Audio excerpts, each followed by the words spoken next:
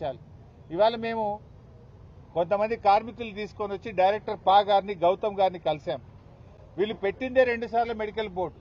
ఆ మెడికల్ బోర్డులో కూడా కాళ్ళు లేని వాళ్ళను, కళ్ళు లేని వాళ్ళను, క్యాన్సర్ వచ్చిన వాళ్ళను, గుండెకు బైపాస్ సర్జరీ అయిన వాళ్ళను అన్ఫిట్ చేయాల్సింది పోయి నువ్వు మంచిగున్నావు పోయి పని చేయమంటున్నారు. బైపాస్ సర్జరీ అయింది, కడుపు మొత్తం జీరిండ్రు, క్యాన్సర్ రోగం వచ్చింది, ఒక కాలు తీసేసిండ్రు, 2 కళ్ళు కనబడతలేవు. అటువంటి వాళ్ళను కూడా మెడికల్ బోర్డుకు పోతే కావాలని వాళ్ళని ఇబ్బందులకు పెడుతూ ఆ కుటుంబాలని ఇవాళ మెడికల్గా మీరు ఫిట్ ఉన్నారు పని చేయమని చెప్తా ఉన్నారు. 2 సార్లు బోర్డు పెడితే 55 మంది పోతే 5గురినే మరి మెడికల్లీ అన్ఫిట్ చేసినారు. రెండోసారి 123 మంది పోతే 23 మంది మాత్రమే మెడికల్ అన్ఫిట్ చేసి 100 మందిని మీరు ఫిట్ ఉన్నారు పోయి పని చేయమంటున్నారు. అంటే ఒకటి మెడికల్ బోర్డు పెట్టరు, పెట్టినా ఏడాదికి ఒక్కసారి పెడతారు.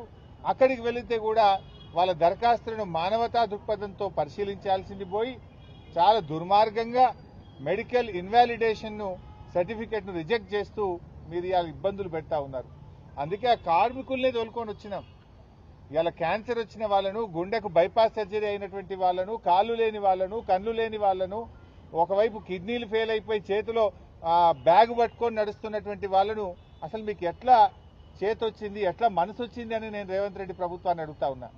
బట్టి విక్రమార్క గారు మీరే కదా మంత్రి, నువ్వు పెద్ద మాటలు కోటలు దుంకుతాయి, నువ్వు మాది ప్రజాప్రభుత్వం అంటావు. ఇది ప్రజాప్రభుత్వమా? ఇది కార్మిక కంట ప్రభుత్వం, కార్మికులను గోసబెట్టే ప్రభుత్వం, ప్రజలను గోసబెట్టే ప్రభుత్వం, మానవత్వం లేని ప్రభుత్వం. ఈ దుర్మార్గాన్ని మేము తీవ్రంగా ఖండిస్తా ఉన్నాం. తక్షణమే మెడికల్ బోర్డు పెట్టి మానవతా దృక్పథంతో డిపెండెంట్ ఉద్యోగాలను పునరుద్ధరించాలని చెప్పి మేము ప్రభుత్వాన్ని డిమాండ్ చేస్తున్నాం.